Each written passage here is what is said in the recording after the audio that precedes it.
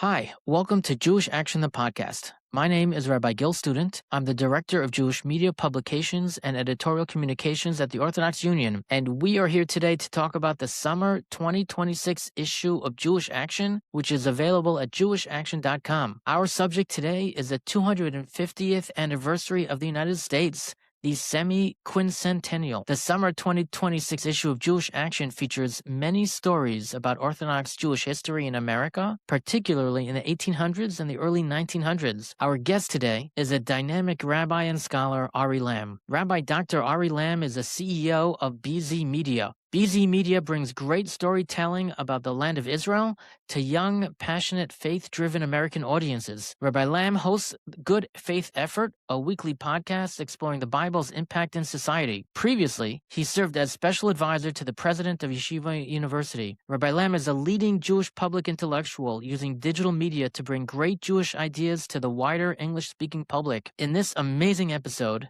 we explore some fascinating Jewish figures from the 1700s and 1800s. Rabbi Lamm shares with us some incredible stories about these important historical figures. I just want to remind you that in order to receive this podcast on a regular basis, please like and subscribe to the podcast. And please give the podcast 5 stars because it helps us reach more people. Please also make sure to follow Jewish Action's social media accounts. And of course, you can access Jewish Action magazine at jewishaction.com. If you would like to receive home delivery of Jewish Action, please go to ou.org, click donate, and become a member of this amazing organization. And now, thank you for joining us in this conversation with Rabbi Dr. Ari Lamm. Rabbi Dr. Ari Lamm, thank you for joining us at Jewish Action, the podcast. So excited to be here. So I'm very happy to have you. It's a very exciting issue, the summer 2026 issue of Jewish Action.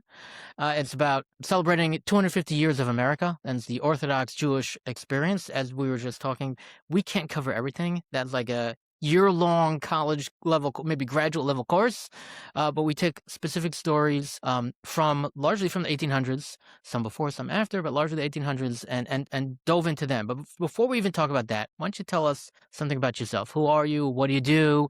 Is there anyone in your family that our listeners might recognize? I am famously a Nepo baby. I am as you said, Ari Lamm. I'm the CEO of BZ Media, so we do Israel content for young audiences outside the Jewish community, which is super fun. We can talk about that at a different time. That's great. I live in Teaneck, proud member of the Teaneck Jewish community, and as you alluded to, I'm related to Rabbi Norman Lamm. That was my grandfather. He's also my son, Norman Lamm. But Little Norman. That's yeah, cute. there you go. Or as my father calls him, Dr. Lamm. No pressure. Yeah. Okay, we got that out of the way. Now we can actually talk about what we're supposed to talk about. As Rav Schechter, I once heard him say, he said, Yichus is like a bunch of zeros. Unless you put a 1 in front of it, it doesn't mean anything. Yeah. So. Okay. Well, in my book, Ari, you put 1 plus extra zeros there. There you go. So what did you study? You have a doctorate. What's your doctorate in? I did my doctorate in early Judaism and Christianity. So I did my specific thesis on the intellectual history of Judaism and then early Christianity from 200 BCE to 200 CE.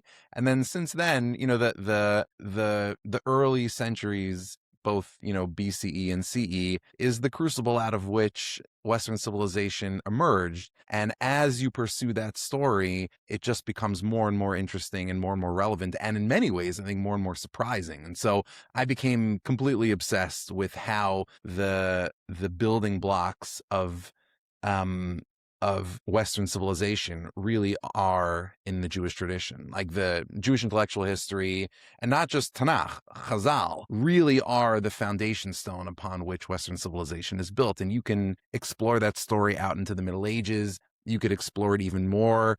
And it gets even more exciting when you get to the Protestant Reformation, then the English Reformation and the English Civil War and the Glorious Revolution. And I think it finds its apex at the American founding and then the American Civil War and everything that happens afterwards. So you really can kind of tell that story just by pulling out 1 or 2 threads all the way from the first century and therefore all the way from Har Sinai all the way till here we are today, the cover of Jewish Action. And with a firm commitment to Chazal and the traditional hashkafas, we can study the trail from Chazal, from all our traditions, all the way through to what we call the Judeo-Christian values in America, and really the founding of America. And Mr. Hashem, we'll talk a little bit more about that when we get further in. Let's talk about one personality, because one personality is just absolutely fascinating. I'm obsessed with him, and that's Isaac Leeser. Wasn't even a rabbi. It was Reverend Isaac Leeser. We have an article about him in here, but really, you should have multiple books about him. So fascinating. So can you tell us a little bit about him? And here's the challenge. Which contemporary newspaper magazine do you think he would read, aside obviously from Jewish Action? Of course. So Jewish Action would be number one. Isaac Leeser, we were saying before we started, you could literally just do an entire podcast episode just on Isaac Leeser. And I told you beforehand also, my father, was my hero. When I was a kid, I remember he always used to say, I think the going rate for naming rights for Yeshiva University was like $500 million or something, or $100 million, some, obnoxious sum of money. And he said, if I had that kind of money, I would name Yeshiva University after Isaac Leeser. So I kind of grew up in a household where he was a hero. Isaac Leeser was born in Prussia in 1806 in Westphalia. He and his life. So you're speaking like a historian for now. Yeah. Prussia and Westphalia is like basically German Austria. Yeah, Be'erach Germany. It's like off-brand Germany, or Germany is like off-brand Prussia, but that's kind of what we're talking about here, right? So he's born, but more or less, he's born in kind of like Central Eastern Europe, right? His whole life.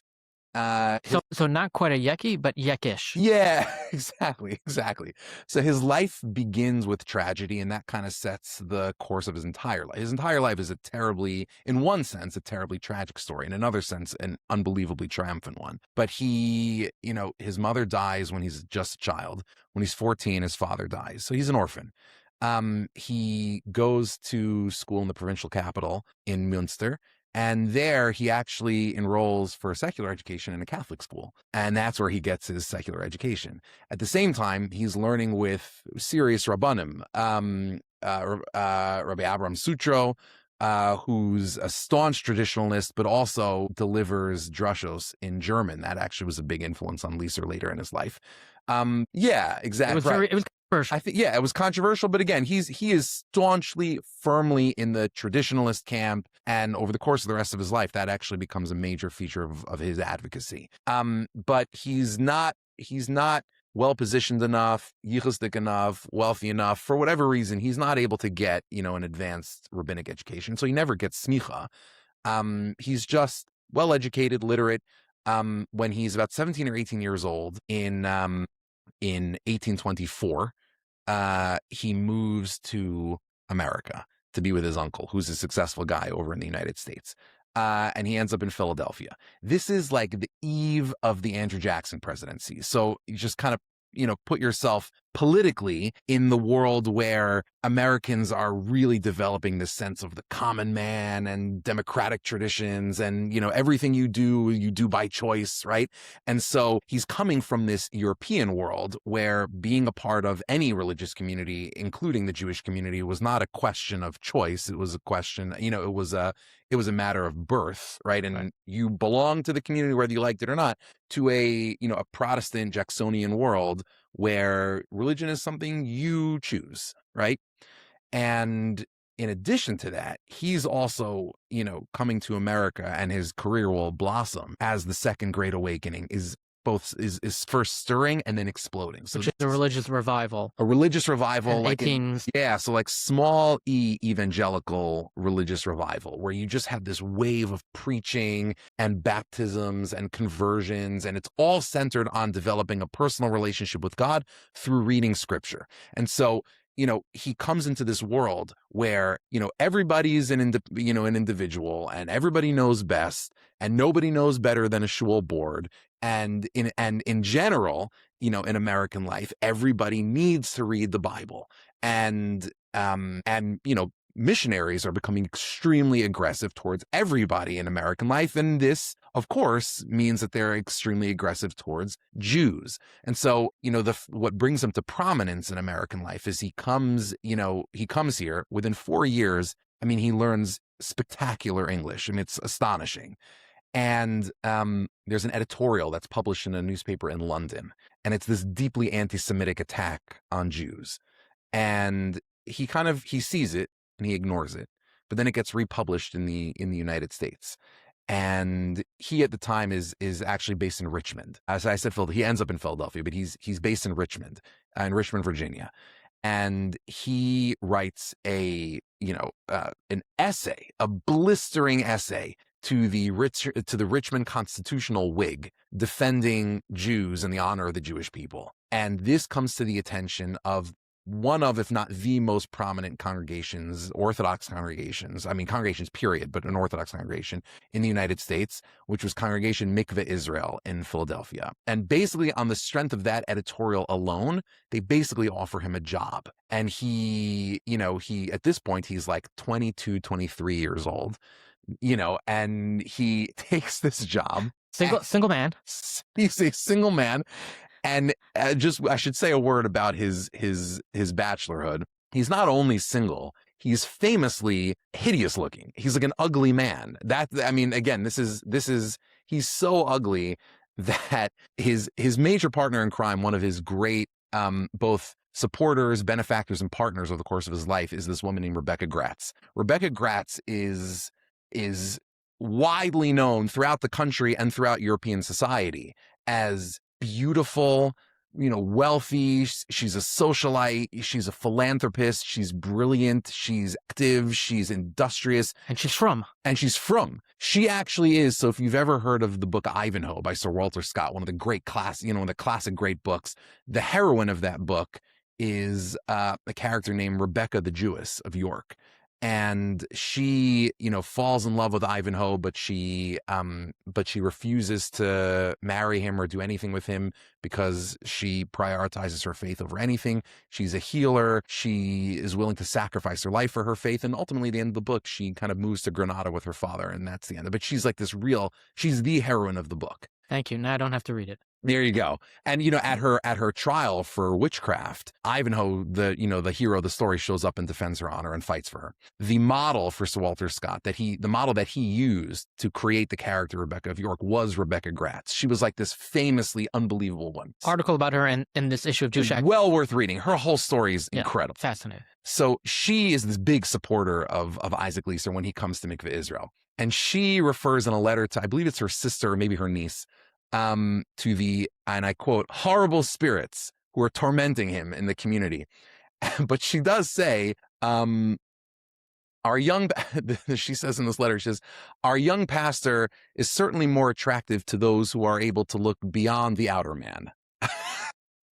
And then eventually, as if, and then she says that, he would often quote the story from the Gemara of Rabbi Shua ben Hanania. To say that, okay, good. About how, the daughter of the emperor comes up to Rabbi Shua ben Hanania and says, how could you possibly be a Torah sage if you're so ugly? And he says, what kind of jars do most people keep their wine in?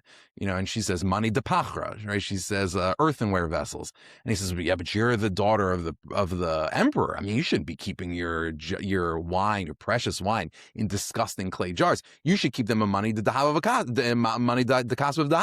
in jars of silver and gold. So she does that, and then the wine spoils. And he says, you see, wine is, precious things are better in ugly vessels, right? So she says, Isaac, wisdom is better in the ugly vessel of Isaac Leeser. Oh, wow. I was actually thinking another Gemara. One of the Amoraim said someone was ugly, and that guy said, "Don't complain to me. Complain to the one who made me." Yeah, exactly. We can't control our looks. So to some degree, and to make matters worse, he then ends up contracting smallpox, and his community. I mean, this community is so horrible to him.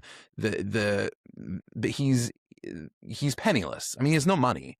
So when they hire him, they put him up in the house of a guy named Pehoto, and he's a bachelor, and he takes a shine to Pehoto's daughter and is interested in dating her. And Pehoto considers, now Isaac Leeser, bear in mind, Mikveh Israel is a Sephardic congregation. Isaac Leeser is an Ashkenazi Jew, so he's already on a lower rung as far as they have this very aristocratic self-image. So, and he's penniless, and he's just, If he were a rabbi, he would be just a rabbi, but he's not even. He's the minister. He's a chazzan, right?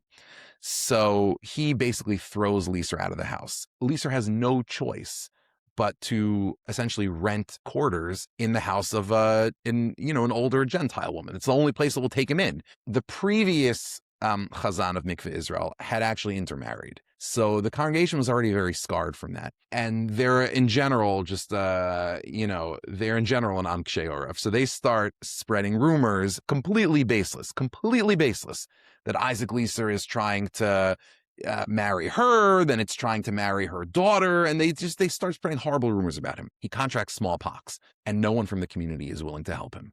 He's contagious, and they don't like him anyway. And the only person who's willing to come to his side is this Gentile, landlady and he actually leaves money to her in his will, because she was the only person who would care for him.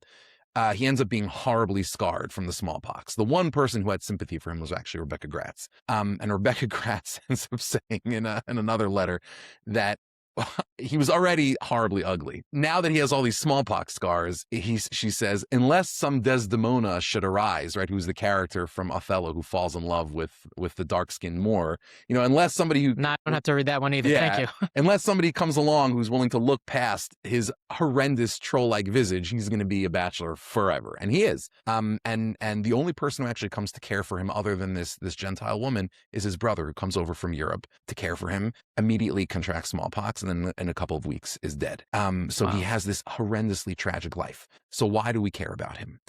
The historian Bertram Korn, I think it is, has this wonderful line about him where he says, practically every form of Jewish activity which supports American Jewish life today was either established or envisaged by this one man. That's right. Everything we take for granted, he is the first one to establish. So just to run down some of his accomplishments, he's the first person to publish a successful serial Jewish publication, which is called The Occident and the American Jewish Advocate, or just The Occident. A magazine or newspaper. He's the first person to put one out that actually works. And he was from. And it was not only from, it was stark from. I mean, the real battle during that time is, we don't need to get into this, but it is really between the Reform camp and the Traditionalist camp. And, without getting into denominational issues, the real issue at stake in Jewish life in early America is it's clear that Judaism needs to do something new or unusual, not new or unusual, but it's like people say about the fifth chelik of Shulchan Aruch, like the Torah applies in every single generation. So the Torah needs to apply in America in a different way than it applies ever, because the Torah applies to every situation. We have to figure out how to apply those rules exactly. in the new world. In the new world. And democracy, again, Wild West kind of place. Yeah, and by the way, quite literally the Wild West. Like, this is the era when, the expansion of canals and railroads and the frontier means that the frontier is expanding. So you have Jews, like everybody else in the country, who are making their way out west. And Isaac Leeser is seeing this, and he's seeing you have people who are moving away from this, even the established communities that existed, as anemic as they were, they're moving out to the middle of nowhere. Like, how are they going to survive? So the big fight amongst American Jews at the time was what needs to happen in order for Judaism not just to survive, but to thrive in this great democratic experiment. One answer, which is the Reform answer, is Judaism needs to change. The other answer, which is, I guess you might call the traditionalist answer or the Orthodox answer, or, it ends up being Isaac Leeser's answer, is that we actually need to educate more people about what Judaism actually is. If we actually give people a real, rich, vibrant sense of Yiddishkeit, then Judaism will thrive. And he dedicates his whole life to that. So he's the first person to put out this serial publication. He's the first person to establish a Jewish Political Defense League. So it's the board of the advocates of Israel or something like that. He's like the first vice president of the board. He's the first person to establish a Jewish seminary, like a theological seminary. It's called the Maimonides College. Short-lived, but still significant. And some of the most prominent people, all the most prominent Jewish thinkers in the country, or really many of the most prominent Jewish thinkers in the country, are there. And in fact, one of the most important figures in the history of how we study rabbinic literature today is his protege and ultimately successor as the provost of Maimonides College, which is Marcus Jastrow, Rabbi Marcus Jastrow, of Jastrow Jackpot fame. So anyway, he establishes Maimonides College along in partnership with Rebecca Gratz. They make the first Jewish Sunday school, and that framing is very important. He ends up establishing a successful Jewish day school as well, but that first Jewish Sunday school is very important. Like a Talmud Torah, we would call it now. Exactly. And the reason he does that, by the way, why a Sunday school, meaning what Isaac Leeser understands better than anybody is that right now, like at the time that he comes to America, so like the early to mid 1800s, America is experiencing this religious explosion. I mean, like the hottest thing in the world is religion, is God, is the Bible, and is Protestant Christianity. And so he looks around at what's making Protestantism so successful. I mean, it's literally the Second Great Awakening, or the threshold of the Second Great Awakening. And he says there are basically three things that make them successful. They have Sunday schools, which are exploding. They have sermons every week, and they have publications. They're very successful. So publications we've already talked about, and he establishes also, the first Jewish Publication Society as well.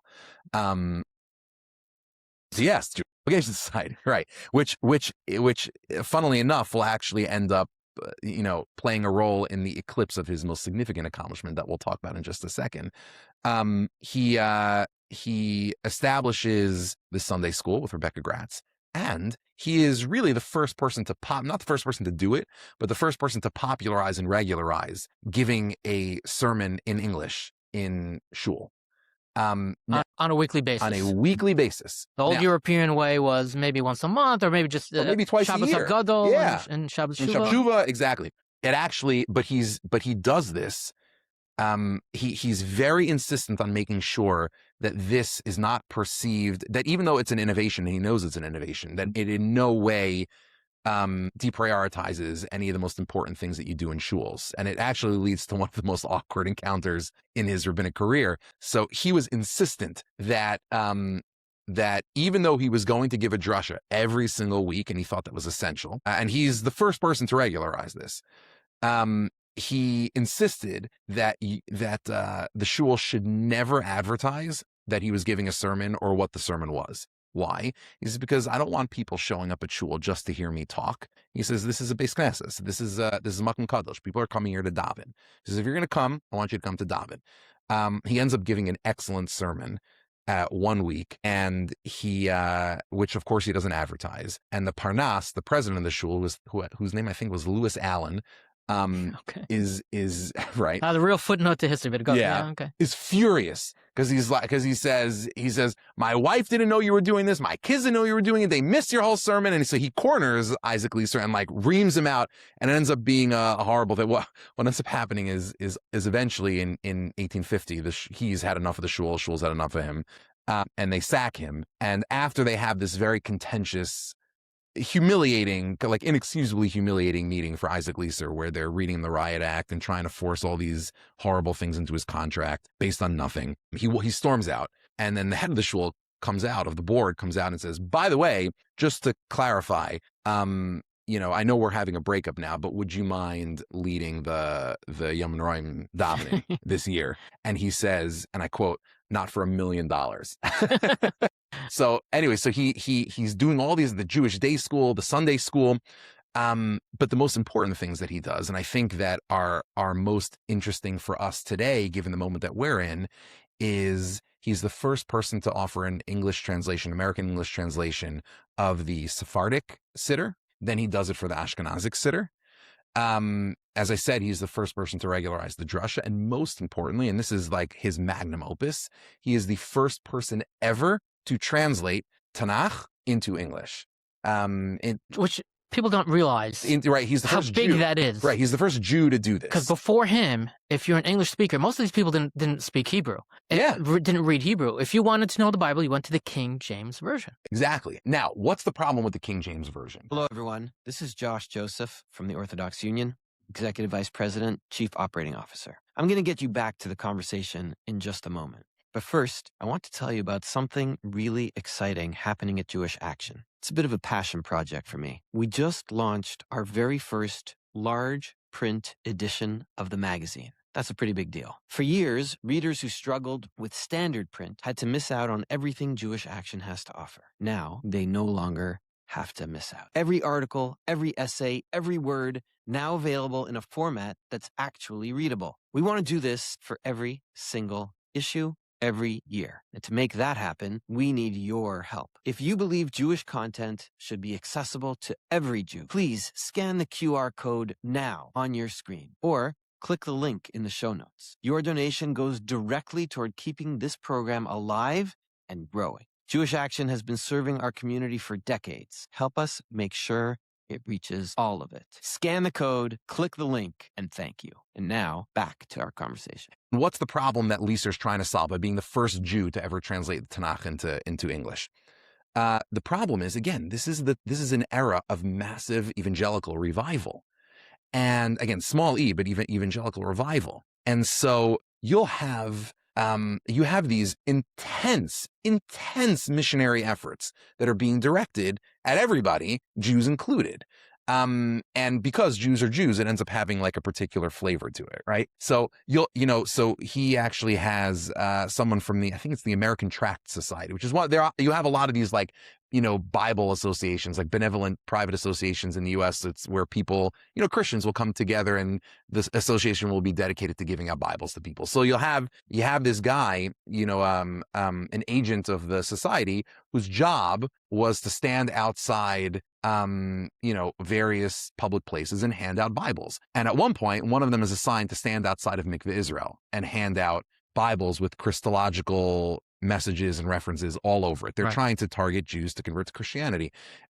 And Isaac Leeser insists that he be removed, and he writes a letter to, I believe it's either to the society or to the newspaper, where he says, we're going to move this guy mildly if we can, forcibly if we must. But what he sees is, as I said, first of all, like you said, the Jewish community at this time, the Orthodox community, is fervently Orthodox. What my grandfather Zitzal once called non-observant Orthodoxy, right? So the one shul that they they may or may not go to, that they may or may not go to, mostly may not go to, would only ever be an Orthodox shul.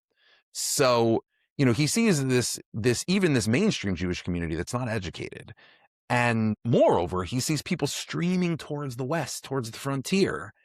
And they have nothing.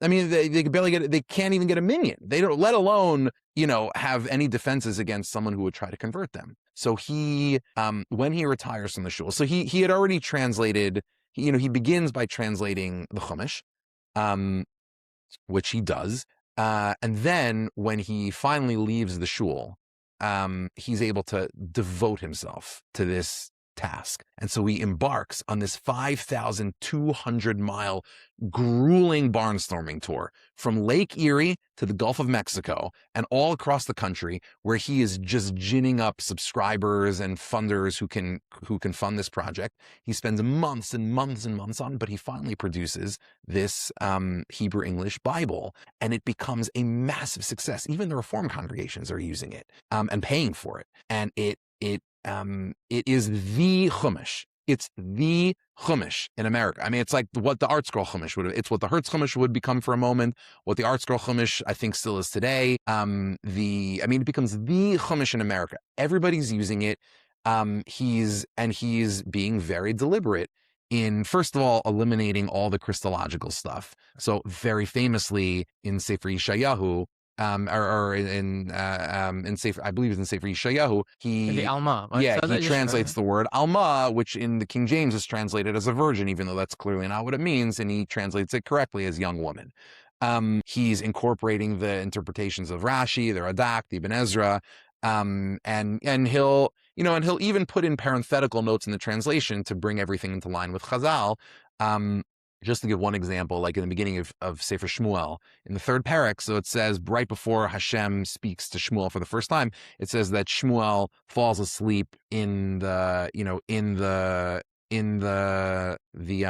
Heichal where the Aron Bris Hashem is, right? And Chazal obviously asked the obvious question, how could that be? They say that he was in the Ulam, right? Now, interesting, like the Rambam passes, there was no ulam in the Mishkan, right? But nevertheless, that's it was in the hallway or the outer, right. little outer area. Yeah, he's clearly not doing it right next to the Aron Kodesh, right? And Chazal are clear about this. So he And in the actual Beis Hamikdash, they did have Kohanim sleeping there, but they had separate rooms outside of the most sacred place. Exactly, and Chazal are just clarifying that that's what's happening in Sefer Shmuel. So he puts in a parenthetical note the hall in front of the sanctuary. So he'll do that kind of stuff a lot. So on multiple levels, he was Isaac Leeser was the ArtScroll of the 1800s. He was very much so, single-handedly. I mean, it's one of the most remarkable accomplishments in the history of Yiddishkeit. I mean, think about how far American Judaism at this time is from anything that we think of when we think of American Judaism today. I mean, it was quite literally, as you said, the Wild West, right? And he comes into this, not wasteland. I mean, there's Jewish life here, and there are many other Jewish heroes even before him, and there's, Congregation Shereth Israel in New York, but like there are these pockets of Jewish life that are doing amazing things, but he comes into a place that's comparatively a Jewish literary and religious and spiritual wasteland, and he single-handedly revives it. Remarkable. Unbelievable. So I want to move away from Isaac Leeser because, as you said, you could just do a whole podcast. We could do multiple podcasts about him. But I want you to tell something else, because I remember hearing you talk about Ezra Stiles, who was the president of Yale University around the time of the War for Independence. Yeah. There's a great story there. So why don't you tell us a little bit about the biggest homies in the history of American life. So Ezra Stiles. Ezra Stiles is widely recognized as one of the most learned men on this continent. He is close personal friends with Benjamin Franklin. Benjamin Franklin ends up giving his electrical equipment to Ezra Stiles, who's the only other person who performs electrical experiments with them. So he's a Talmid Chaver of Benjamin Franklin. In my favorite letter that Ezra Stiles ever writes to Benjamin Franklin is when Franklin is stationed in London at the time, and Stiles writes to him. This is before the Revolutionary War. He writes to him, I got a copy of your book that you just sent me. Thank you so much. If you wouldn't mind, please do me a favor. I have some books that I would like you to purchase on my behalf in London, if you can. And what's the one book that he asks for? The Zohar, with a Latin translation if you can find it, and if not, just the original Hebrew and Aramaic. So he's like, if you can get me the ArtScroll Zohar in Manny's, and the best, by the way, it's the most like yeshivish letter in the history of American letters, because in the letter he says, it's going to be expensive. I don't have the money to pay you in this letter, but there's a guy, Captain Peck, who you go find him. He'll give you the money. So you buy the Svarim, and then, so it's unbelievable. So, and actually, Franklin has a hard time finding them, and Stiles writes repeatedly to Franklin, be like, where's my Zohar? And eventually he does get the Zohar. The Zohar is brought here. It's the first Zohar ever to make its way into the shores of the New World. And eventually, of course, Yale loses it. And we have no idea where it is today. It's somewhere in Yale. It's somewhere in Yale's library, but we have no idea where. So Ezra Stiles is he becomes the president of Yale University during the American Revolution. He's the founder of Brown University, so he's like 2 for 8 in Ivies. That's a pretty good batting average. He's this unbelievably influential thinker, minister. His acolytes, his disciples include some of the most prominent people in the history of this country, signatories to the Declaration of Independence, the Constitution, the state constitutions. But before he's all of this, he's a Congregationalist minister in a small but very prominent parish in Newport. And down the block from him, Newport, Rhode Island. In Rhode Island. Where there's a Jewish community, of course. And in fact, down the block from him is what we would now call the Turo Synagogue. And at the kind of the heart, or the apex of Stiles's career as a minister in Rhode Island, who should become the rabbi of the synagogue, but a man by the name of Rabbi Yitzchak Karigal. Who's Rabbi Yitzchak Karigal? So Rabbi Yitzchak Karigal is not from the New World. I mean, he's not born here. He's actually born in Eretz Yisrael, and specifically, he's born in Chevron. He is a Talmid Chaver of the Chidah. And much like the Chidah, he's what's called a Shadar. So the Shadarim are the Talmidei Chachamim and the excellent people from Eretz Yisrael who would be sent out by that community because it was desperately poor. And they would be sent around the Jewish world to raise funds for the Jewish community in the Holy Land. So he finds his way to Italy and England and all these other, and eventually the Caribbean. And then he eventually makes his way to Rhode Island. So I just want to pause for a moment, just so, in case people don't know. The Chida was Rabbi Chaim Yosef David Azulai, one of the most important rabbinic scholars of the 18th century, who basically was a pillar of Sephardic halacha. Exactly. And they were friends. And they're friends. And not only that, but we know from Rabbi Karigal, so there's a funny thing, Rabbi Karigal is an extremely important figure, as we'll see in a moment, in early American history, not American Jewish, American history. He's also, not a major figure, but he's definitely an interesting figure in the history of halacha. And the funny thing is, for the most part, the people who talk about him in Eretz, like right today in like Israeli universities in the history of halacha, don't really know much about or much in detail about, his American story. And certainly the historians who are talking about him in the American context don't really know anything about his place in the history of halacha. So it is kind of funny to see these kind of like two areas of scholarship that don't really meet. But we know from his travels and his letters and some of his chuvos that he is extremely close and in deep correspondence with all the Talmidei Muvak of the Ramchal, of Rav Moshe Chaim Luzzatto, who's the author of the Mesilas Yesharim, one of the great, staples of what I guess we would now call Musar Sfarim, but it's long predates the Musar movement. So Rav Chaim Karigal, or rather Rav Yitzchak Karigal, he ends up taking the names of Rav Chaim as well. But anyway, Rav Yitzchak Karigal, it is almost inconceivable that somebody with that pedigree and training, a mekubal from Chevron, should make his way to the New World, but he does. And not only does he, but we know from Ezra Stiles' journals that when Rabbi Karigal arrives, so Ezra Stiles is enthralled. Why? Ezra Stiles is an unbelievable polymath. And as we said earlier, America is a deeply biblical society. There's this, revival in the 1800s, but even in the 1700s, these are the people who are the heirs of the English Reformation and the kind of rediscovery of Hebrew language that had taken place in the 1500s and then exploded in the 1600s. So Ezra Stiles is, by the way, just to put that in context, the Mayflower Pilgrims, when they come to the New World for the first time and land at Plymouth, we know about their story. The landing at Plymouth Rock, the first Thanksgiving, principally because of two journals, the most prominent of which is by William Bradford, who becomes the second and the greatest governor of the Plymouth colony, one of the excellent Mayflower Pilgrims, his journal called Of Plymouth Plantation. If you get a copy, you can find a copy online. If you get a physical copy of the manuscript of Plymouth Plantation, it actually doesn't begin with the journal story of the Pilgrims.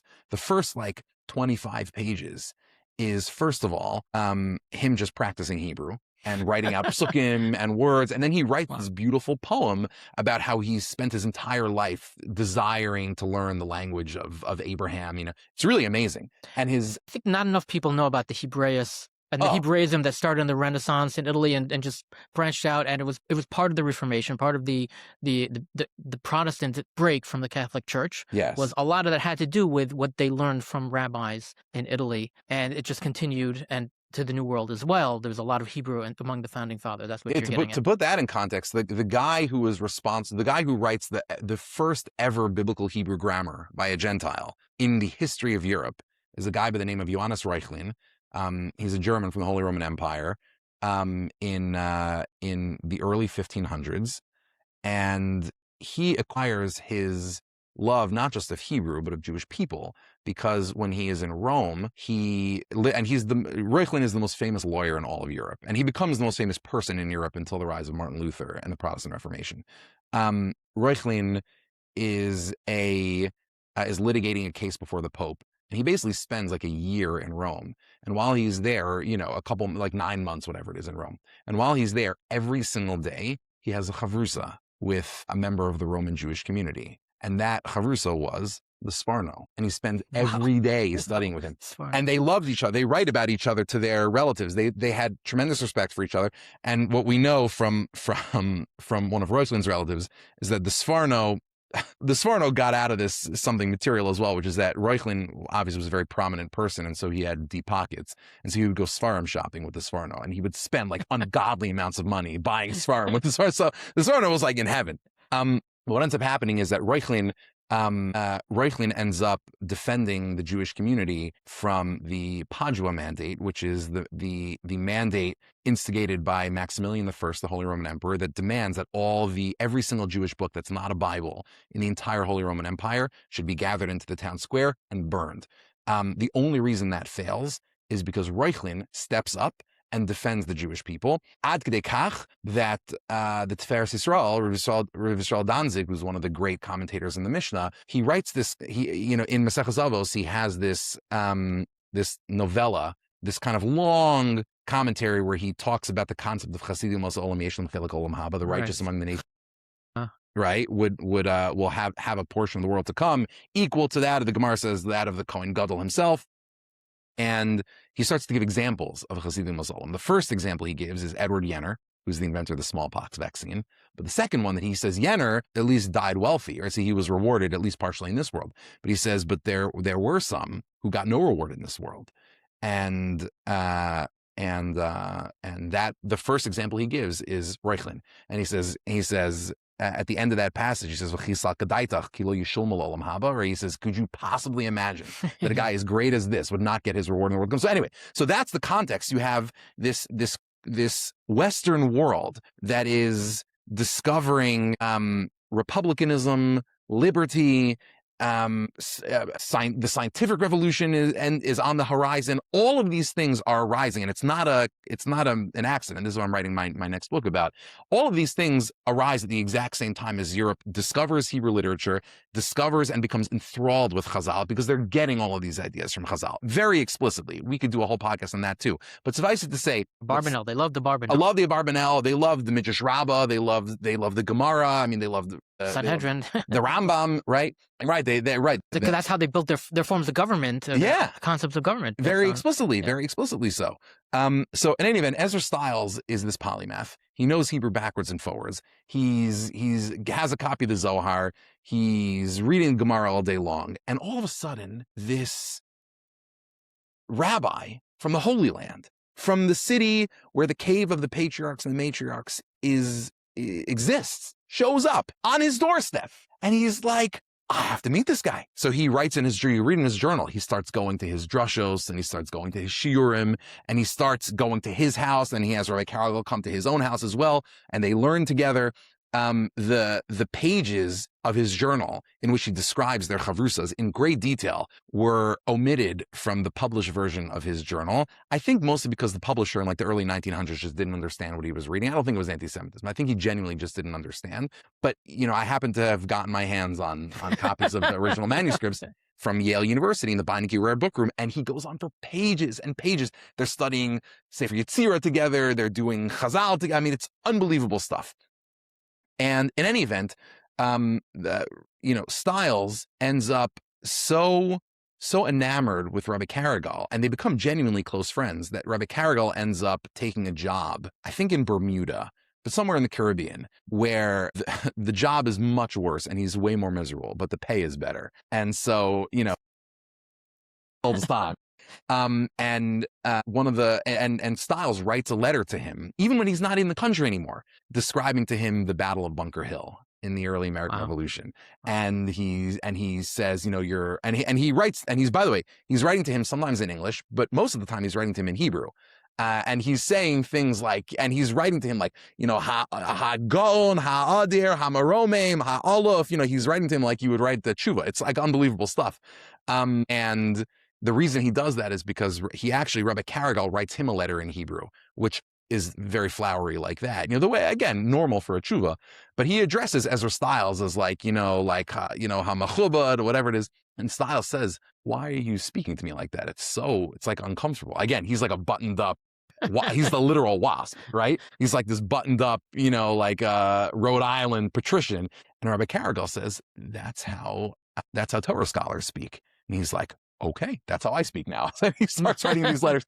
So in any event, Stiles has this real love affair with Jews, with Judaism. And again, he thinks that Jews should convert to become Christians. I don't want to gloss over that, but he has this unbelievable respect for Rebecca Gratz. So much so that, to make a long story short, the culmination of the story is that just 2.5 weeks before the Battle of Yorktown, and the victory of the colonial forces over the British, Washington's great victory over Cornwallis. Right.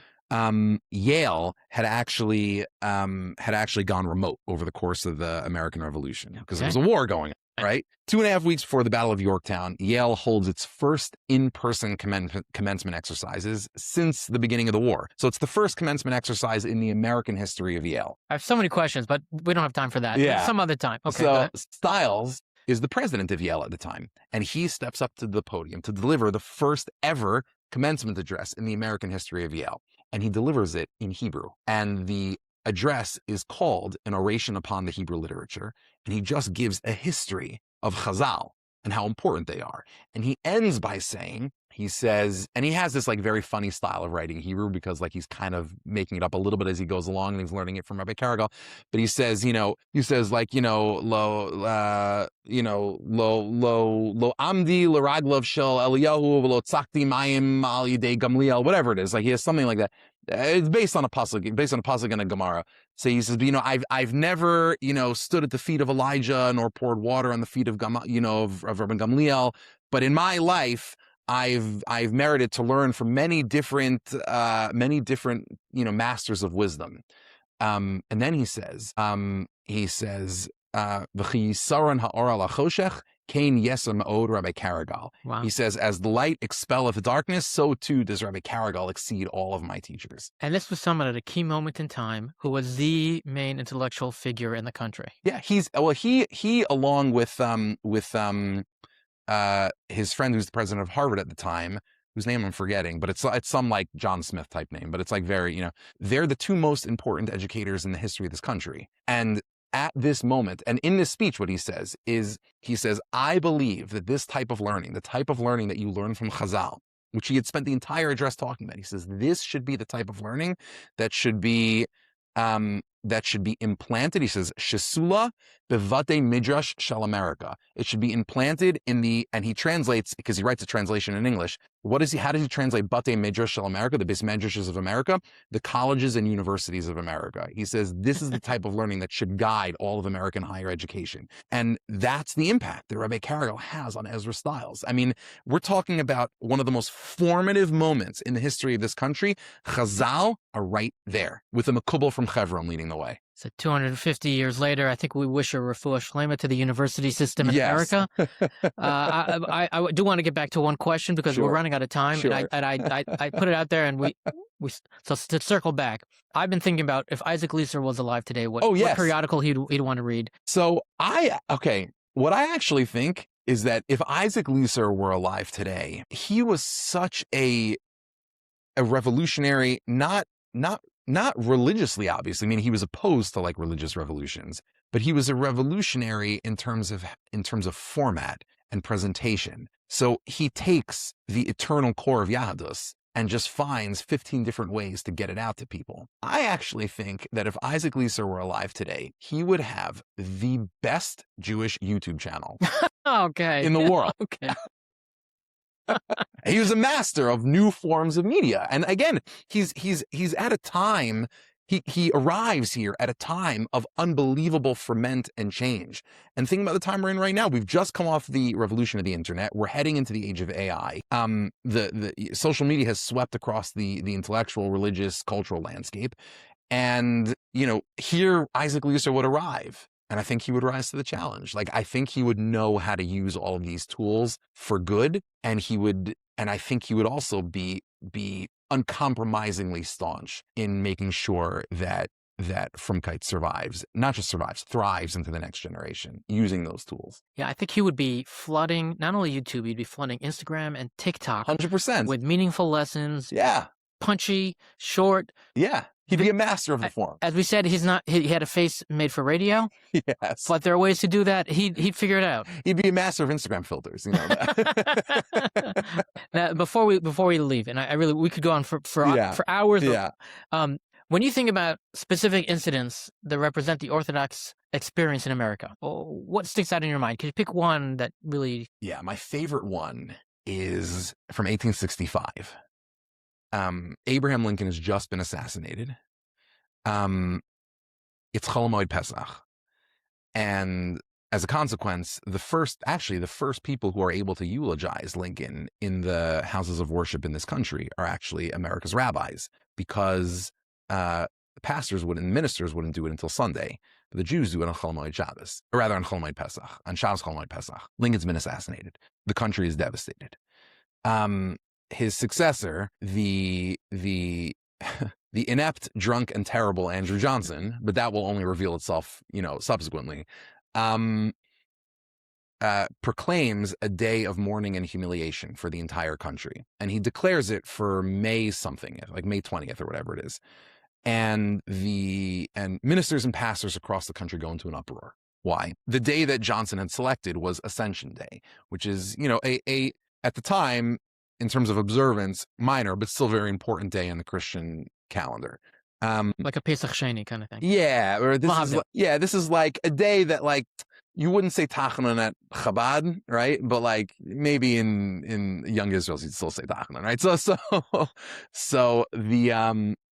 So people go into an uproar, like, how could you have a day of mourning on a feast day? So Andrew Johnson says, fine, we're going to reschedule it for whatever it is, like June 2nd or 12th, whatever it is, for a date in June. And the date that he schedules, the day of national humiliation and mourning, is Yom Tov Sheini of Shavuos. Of course. And the question is, what do you do? Because this is Avelis B'Farhesia, right? This is public mourning, and the Shulchan Aruch was very clear that if it's B'Farhesia, if it's in public, you can't engage in public expressions of mourning on Yom Tov.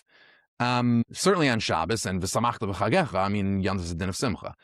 So for non-Orthodox congregations in the country, this is not a problem, because as many of the there's one prominent Reform rabbi in the country at the time who straight up says no one observes Shavuos in our community, so this is like a non-issue. But the Orthodox communities are in a bind. What do we do?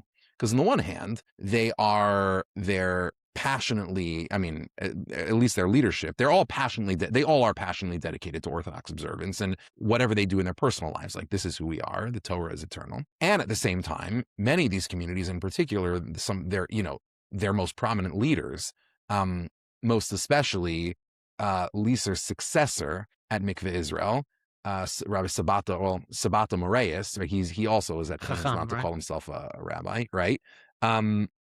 Who's an amazing man in and of himself. You could do a whole podcast just on Sabata Moraes as well. Sabata Moraes is one of the most prominent, not Jewish speakers, like orators in the whole country.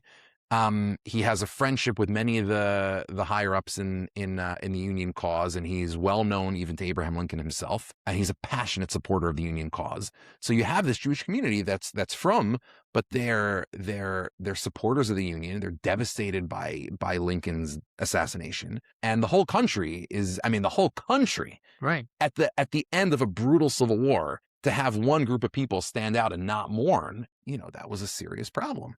So what do you do? Now, halachically speaking, everybody basically comes to the same solution, but they express it in two different ways. And to me, this is so important, especially when you think about the current issue of Jewish Action on America's 250th, which everyone should read because it's spectacular. Thank you.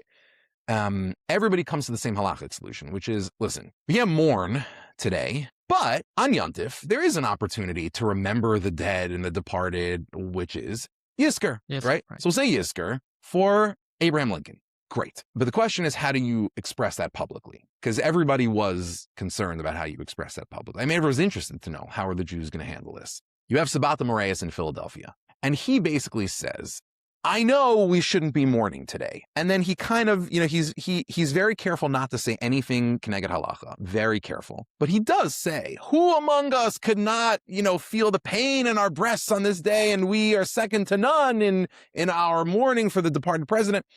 And, he really goes out of his way to say, listen, we're technically going to say only Yizkor, but, we really are part of the mourning. We would never separate ourselves from the cloud like this. It's like, I don't know if you ever had to give a eulogy on one of the days you're not allowed to give a eulogy. Yeah. We don't give eulogies today, but I just want to say a few words. Exactly. You're gone for half an hour. So that's what Sabata Moraes does. Then you have Rabbi Lyon, Jacques Judah Lyon in Shereth Israel in New York, who who had briefly, as a younger man, actually been brought in to compete for Isaac Leeser's job while he was at Mikveh Israel. So the shul actually brings him in for like basically a kapraba. Wow, crazy. And Leeser hears about this and he goes, obviously, correctly and justifiably, ballistic. And so it ends up being called off, and he writes a letter to one of his family members where he says, the lion has been subdued. It's a great letter. So anyway, Jacques de Leon in Shereth Israel, or Lion in Shereth Israel, he gives a brilliant sermon on Shavuos where he says, I know that we're being asked to mourn today, and I think it's worth reading this thing in the original. Because I'm not going to do it justice. But he says, listen, everybody wants us to mourn today, and I understand why. But this country draws its entire vitality and legitimacy from the very laws that were propounded at Sinai. And today is the day that we are celebrating the giving of that law. So how could we possibly do honor to this country by violating the very laws upon which this country was built and for which Abraham Lincoln gave his life? So we are not going to, we're going to say Yisker, but we are not going to mourn today because that would be a dishonor to the memory of our departed president. And to me, that is precisely what makes American Jewishness and American Jewry so potentially wonderful and powerful and spiritually powerful. Again, because look, in a sense, the Jewish community, more than any other community, we're subject to spiritual and religious entropy because we all know that in Achras Hayamim, we're not going to be here. But while we're here, what's the opportunity that we have to serve as a redemptive force in history? And I think particularly like this country has opened up such opportunities for us to inspire it and through it the world, because this country is founded on biblical values and stories. At the 25th yard site of the Frierdiker Rebbe, and so therefore technically, not really, but technically the 25th anniversary of the Lubavitcher Rebbe's leadership, he gives this amazing sicha where he talks about in Yiddish, where he talks about the biblical roots of the founding of this country. It's like an amazing sikha. It's worth reading. You can get it in translation. But this country, we have such opportunity here to be forces for geula, and like kimitzion teitze Torah dvar Hashem Yerushalayim. Like that's not kimitzion teitze Torah is not for us. It's for the halchu amim rabim yamru, right? So I think what Rabbi Lamm does in Shereth Israel on the second day of Shavuos is say the role that we can play in this country is to be fervently, passionately, and ultimately patriotically Jewish. It's precisely by being loyal and steadfast in our Yahadus and in our Frumkeit that allows us to best serve this country, a country that we love. And I think that's the most interesting question that Jews have to deal with in this country. That's so beautiful. Like, what could be more American than taking our religion seriously and being patriots and devout citizens as well? That's what the country needs more of, not less of. Yes, indeed. That's yes, beautiful. Indeed. That's beautiful. I do want to say that we mentioned the congregation Mikveh Israel multiple times. Yeah. And just a few months ago, we had the rabbi and the rabbi emeritus of Mikveh Israel here. I got to meet them, Rabbi Zarnigian and Rabbi Gabai. It's awesome. And it's still going. It's still going strong. It's unbelievable. From the times of before America, before the United States. Yeah. The synagogue is Baruch Hashem still continuing. It's unbelievable. The community, the continuity. I mean, in America, as opposed to Europe, America, something that's 100 years old is very old. Yeah, right. In Europe, that was just yesterday. But to have a shul that's been here for more than 250 years in America, it's mind-blowing, the history, and as we've discussed, some of the other history that's been going on there. And a lot of how what we see today really echoes what was happening 100, 200, 300 years ago, and all the way back to the time of the Chazal even, they say that America is the last stop in Gullus. And we see all the themes from all of history coming back and playing out here, and the forces. And we just hope those forces can coalesce in a way that serves as a redemption for all of mankind, and this country can continue, and the university system could continue being a power for good. Rabbi Dr. Ari Lamm, such a pleasure to have you here. Thank you for having me. This is great. I just want to remind listeners that we're talking about the Jewish Action Summer 2026 issue. It's available on jewishaction.com. Please subscribe to this podcast and like it, and follow us on social media and like that as well. And thank you for listening. Let's go.